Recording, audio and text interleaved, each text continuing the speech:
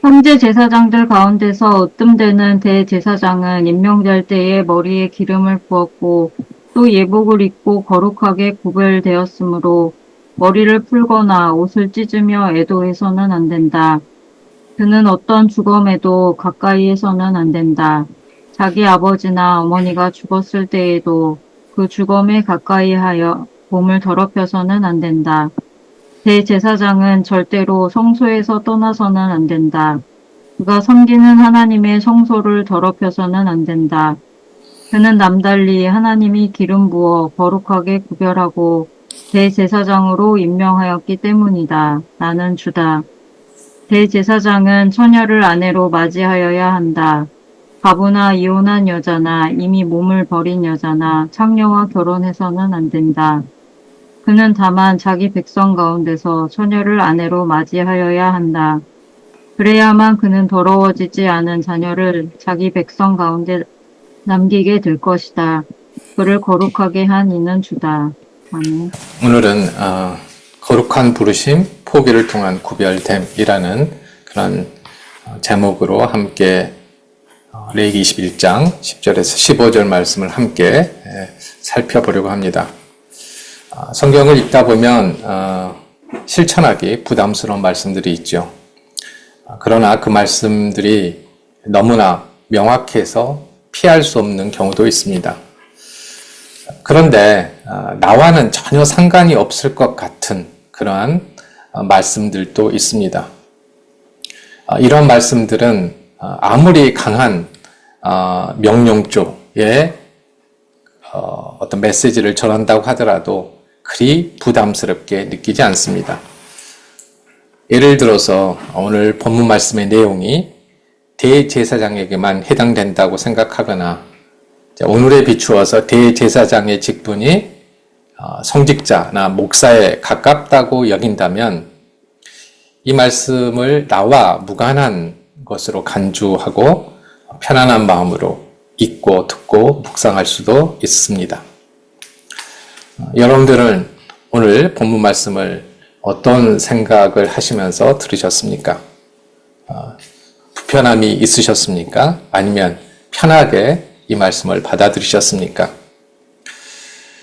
대제사장과 나와의 관계에 대한 판단을 잠시 유보하더라도 이 말씀이 하나님께서 우리 개개인에게 또 오거리교회 공동체에게 전하시는 뜻이라면 결코 가벼운 마음으로 들을 수는 없을 것입니다. 오늘 설교 본문은 대제사장이 지켜야 할 규정에 대해서 설명하고 있지요. 이 규정은 대제사장이 이스라엘 백성 중 가장 거룩한 삶을 살도록 정해진 그런 것입니다. 그런데 그 내용을 보면 무척 부담스럽게 느껴집니다.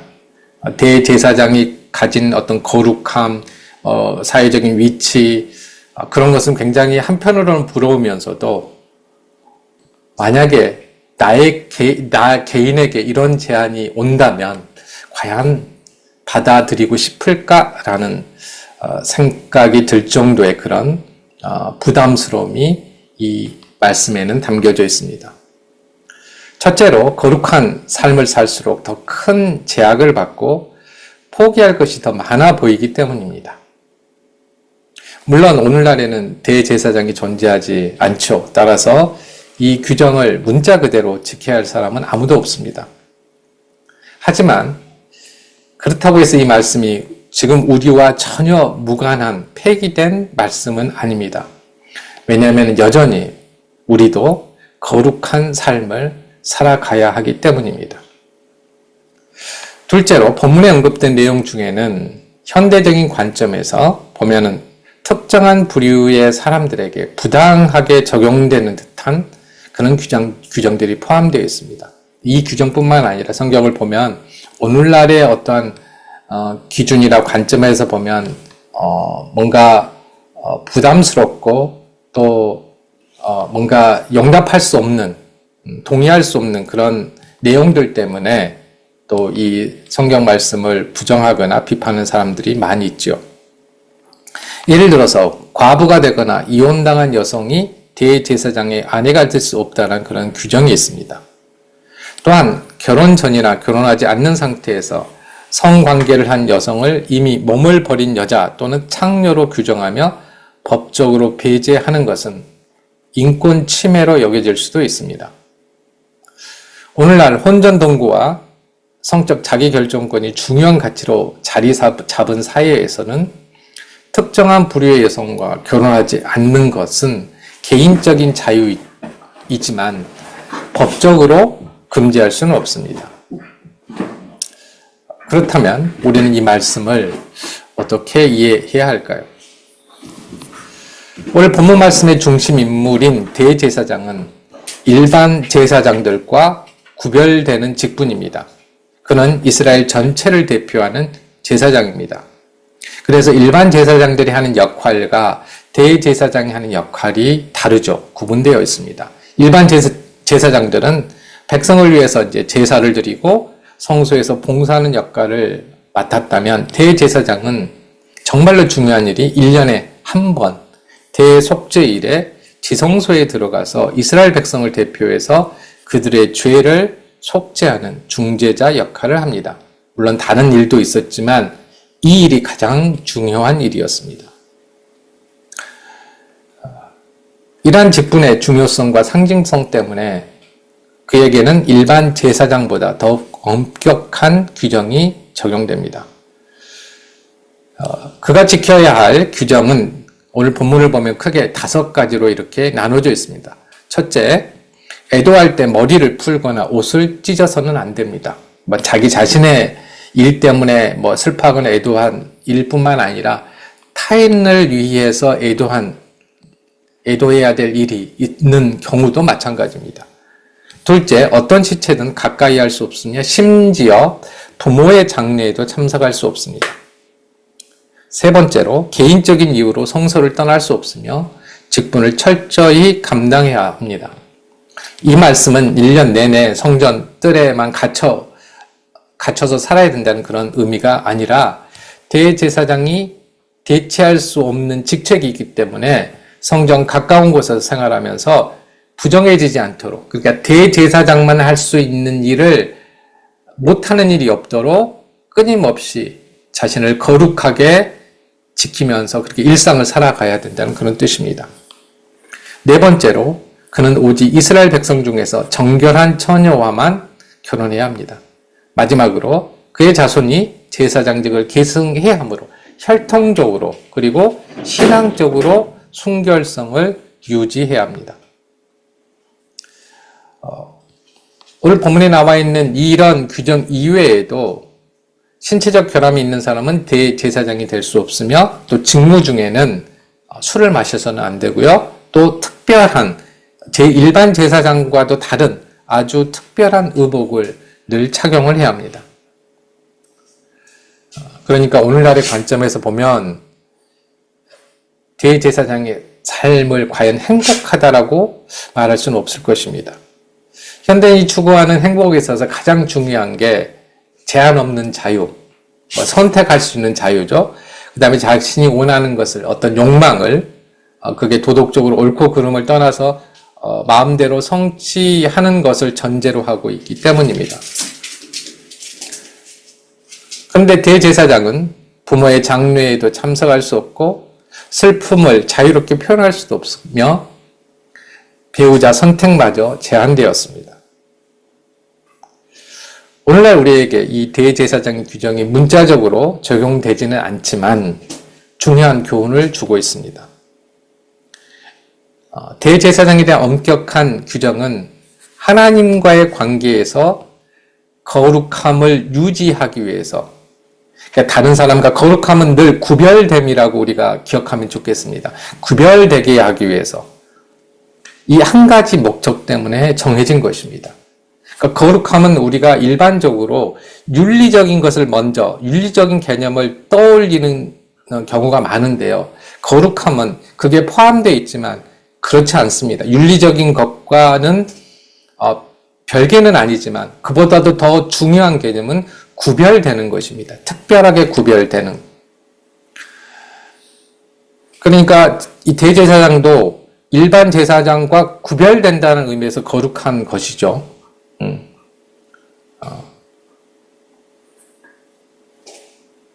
이 거룩함이라는 한 가지 목적 때문에 이 엄격한 규정이 정해진 것입니다.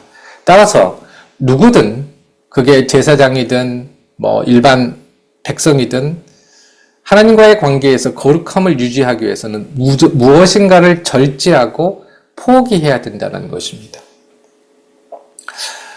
오늘 설교 본문에는 대제사장에 관한 5가지 이제 지켜야 될 규정이 있는데 이 중에서 다 다룰 수는 없어서 오늘은 결혼 규정에 대해서 조금 더 자세하게 살펴보려고 합니다. 왜냐하면 오늘날의 관점에서 보면 이 규정이 가장 큰 거부감을 줄 수 있는 그런 규정이기 때문입니다. 구약 성경에서 이스라엘 남성이 결혼해서는 안 되는 여성에 대한 규정은 이스라엘 여성이 결혼해서는 안 되는 남성에 대한 규정보다 더 세분화되어 있습니다. 그러니까 남성에 대한 기준이 여성에 대한 기준보다 더 세분화되어 있다는 것이죠. 이것은 당시의 사회 구조가 남성 중심의 가부장적인 사회였기 때문인 것 같습니다. 하지만 그 내용을 살펴보면 큰 차이가 없습니다. 이스라엘 여성이 결혼해서는 안 되는 남성에 대한 규정은 명확히 제시된 경우도 있지만 대부분 이스라엘 남성이 결혼해서는 안 되는 여성에 대한 규정, 이 규정을 통해서 암묵적으로 제시됩니다. 가장 중요한 규정은 이방 남성과의 결혼 금지입니다. 신명기 7장 3절 4절 말씀인데요. 그들과 혼인관계를 맺어서도 안 됩니다. 당신들 딸을 그들의 아들과 결혼시키지 말고 당신들 아들을 그들의 딸과 결혼시키지도 마십시오. 그렇게 했다가는 그들의 꾀임에 빠져서 당신들의 아들이 주님을 떠나 그들의 신들을 섬기게 될 것이며 그렇게 되면 주님께서 진노하셔서 곧바로 당신들을 멸하실 것입니다. 이방과의 결혼을 금지한 이유는 이방신을 섬기는 문화적, 종교적 영향으로 인해서 하나님을 떠날 위험이 있으며 이스라엘 공동체의 거룩함, 그러니까 구별됨이 훼손될 가능성이 있었기 때문입니다. 또한 근친혼도 금지되었습니다. 이것은 가정의 질서를 유지하고 근친혼이 근친혼이 당시에는 일반적이었는데 이게 이방 종교 문화를 배격한다라는 그런 의미에서 이 근친혼이 금지되었습니다. 그런데 이러한 규정은 남성들에게도 동일하게 적용되었습니다. 이에 비교해서 남성의 경우는 대제사장, 제사장, 일반 백성에게 적용되는 규정이 조금씩 다릅니다. 일반 남성은 이스라엘 여성과 결혼해야 하며 이방과의 결혼과 근친 상관이 금지됩니다. 그런데 일반 제사장인 경우에 이스라엘 여성이라고 할지라도 창녀나 부정한 여자, 이혼한 여자와 결혼할 수 없습니다. 그런데 대제사장은 그보다도 더욱 엄격해서 이스라엘 백성 중에서 정결한 처녀와만 결혼할 수 있습니다. 일반 제사장인 경우는 과부와 결혼할 수 있는 반면 대제사장은 과부와도 결혼할 수가 없습니다. 이처럼 대제사장의 결혼 규정은 그의 직분이 갖는 상징성과 거룩함을 유지하기 위해서 중요한 요소였습니다. 성경을 읽을 때 중요한 점은 오늘날의 관점이 아니라 성경이 쓰여진 당시 아니면은 그 시대의 맥락에서 이해해야 된다는 것이죠. 오늘날 받아들이기 어려운 부분이 여기에는 있습니다. 자신의 잘못이 없는 과부나 그렇죠. 자기가 원해서 홀로 된 사람은 없을 것입니다. 그리고 일반적인 피해자가 되어서 이혼당한 여성들, 이 여성들조차도 어떻게 보면 불이익을 당한다는 점입니다. 그런데 이 규정을 이해하기 위해서는 대제사장, 일반 제사장, 그리고 일반 남성의 결혼 규정이 각각 다르다는 점에서 우리가 출발을 해야 됩니다. 구약시대도 대제사장이든 일반 제사장이든 일반 백성이든 모든 남성들은 모두 하나님께서 택하신 거룩한 백성으로서 거룩하게 살아야 했습니다. 일반 남성들이 부정한 여자나 창녀를 피해야 한다는 직접적인 언급은 없지만 이방인과의 성행위나 근친상간으로 인해서 자발적으로 기피의 대상이 되었을 것입니다. 그러나 과부와 이혼당한 여성에 대한 금지사항은 없습니다. 과부는 대제사장의 결혼에서만 배제되었고 일반 제사장의 경우에서는 과부와 이혼당한 여성이 금지되었습니다. 일반 백성들에게서는 모두가 똑같이 거룩한 삶을 살아야 되는 일반 백성의 경우에선 모두가 허용이 되었습니다. 그러니까 이러한 배제는 윤리적인 문제가 아니라 그 직이 주는 특별함 때문에, 구별되어야 됨 때문에, 달리 말하면 거룩함 때문에 취해진 조치로서 우리가 이해를 해야 된다는 것이죠. 물론 이혼의 원인이 이제 여성에게 있는 경우는 예외라고 볼 수는 있습니다. 대제사장과 제사장은 하나님께 특별히 구별되어 바쳐진 존재들이며 그들의 결혼은 그렇기 때문에 개인적인 결합을 넘어서 이스라엘 백성들에게 신앙적인 본보기가 되어야 했습니다.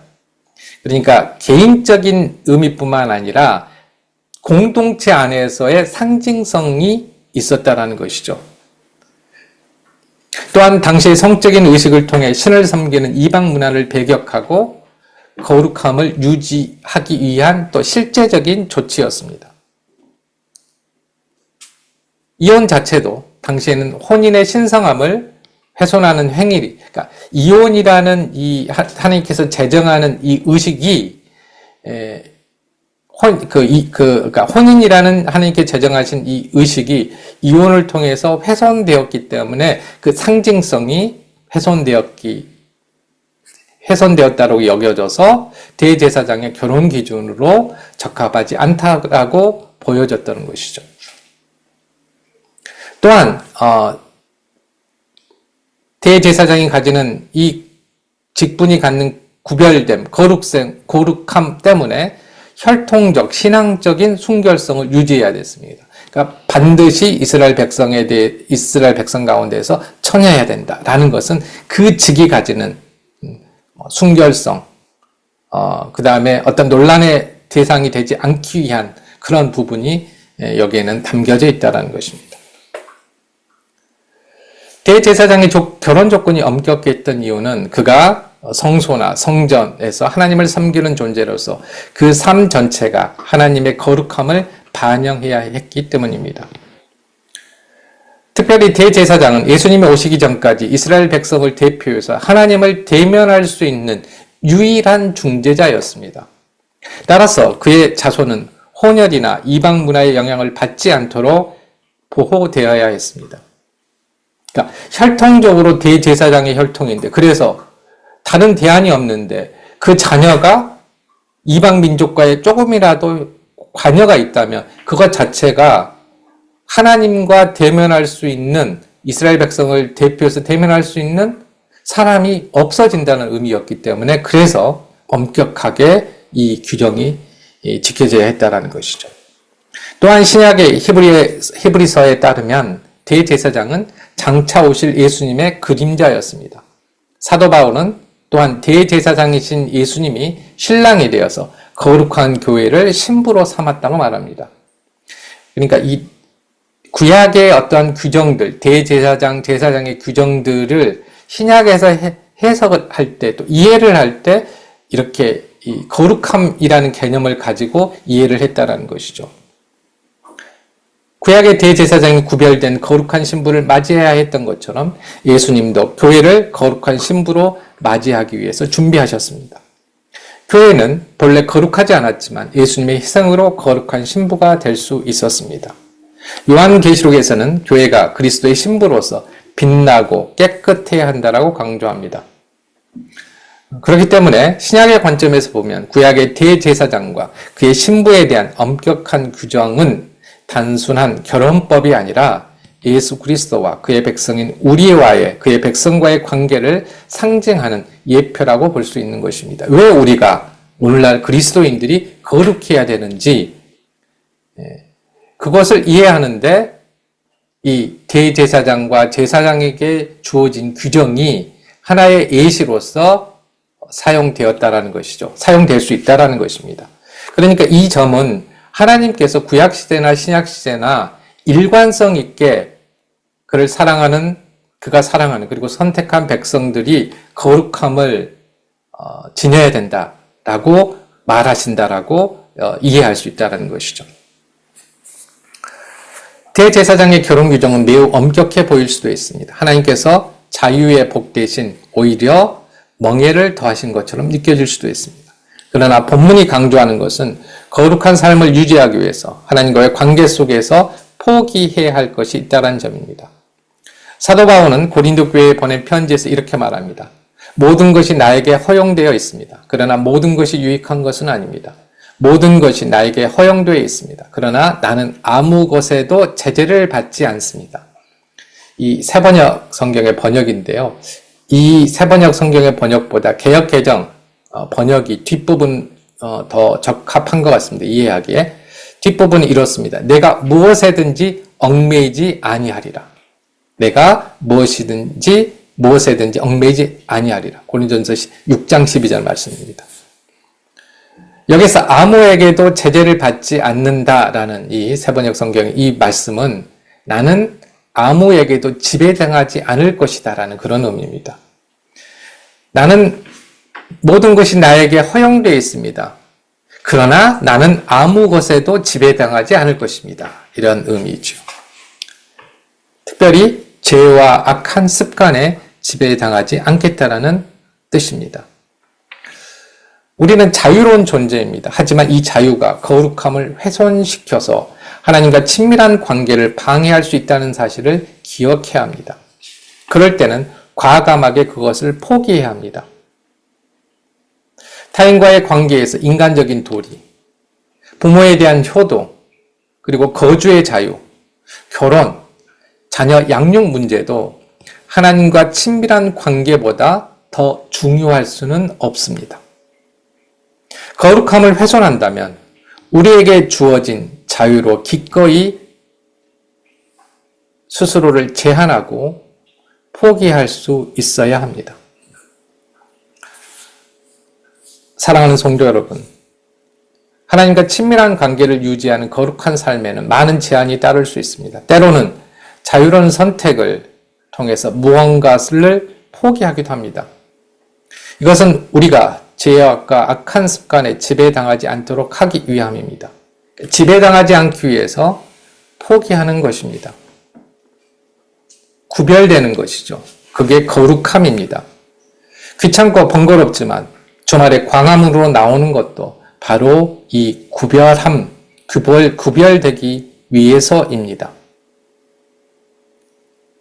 오늘 찬송가 함께 불렀던 찬송가를 보면요. 나의 생명 드리니, 나의 손과 발을 드리니, 나의 음성 드리니, 나의 보화 드리니, 나의 시간 드리니. 생명은 우리의 삶을 의미하기도 하고요. 생명 자체를 의미하기도 합니다. 이 모든 구체적인 행위들이 구별되는 것이고 또 이것이 거룩하게 살아가는 실천이라고 말할 수 있습니다. 하지만 우리가 거룩함 때문에 포기해야 되는 것 많이 있죠. 하지만 그로 인해서 잃는 것과 얻는 것을 한번 비교해 보십시오. 거룩한 삶은 겉으로는 제한적이고 포기해야 할 것이 많은 것처럼 보일 수 있습니다. 하지만 그 삶은 하나님과 동행하며 하나님의 보호를 받는 삶입니다. 우리도 대제사장이 포기해야 했던 것처럼 거룩한 삶을 위해서 무언가를 내려놓아야 되는데요. 무엇을 내려놓아야 할까요? 앞서 말씀드린 손과 발, 음성, 보화, 시간 이런 것들도 있을 수 있고요. 오늘 본문 말씀에 비추어서 적용해 보면 감정적인 분노와 좌절, 술, 도박, 쾌락과 같은 세상의 방식으로 이것들을 우리의 감정적인 분노, 그리고 좌절, 술, 도박, 쾌락과 같은 이 세상의 방식을 우리는 포기해야 합니다. 또한 하나님을 삶의 최우선으로 삼고 성공이나 재물, 출세 등의 유혹보다 신앙의 가치를 선택해야 합니다. 사랑으로 공의를 실천해야 합니다. 일과 연애, 결혼에서도 신앙의 기준을 적용하며 또 자녀들도 구별되게 양육해야 합니다. 이러한 포기가 있을 때 하나님께서 세상의 불안과 염려 대신 평안을 주십니다. 대제사장의 경우처럼 우리의 필요를 채우시고 보호하십니다. 세상의 사람들이 우리의 착한 행실을 보고 하나님께 영광을 돌릴 것입니다. 그리고 성경에서 약속한 하나님 나라에서의 영원한 상급을 받게 될 것입니다. 아멘. 기도하겠습니다.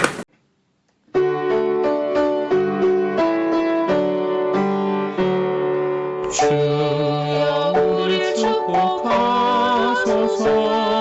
당신의 평화를 주소서. 우리 위에 주의 손으로 주여 잡아주소서.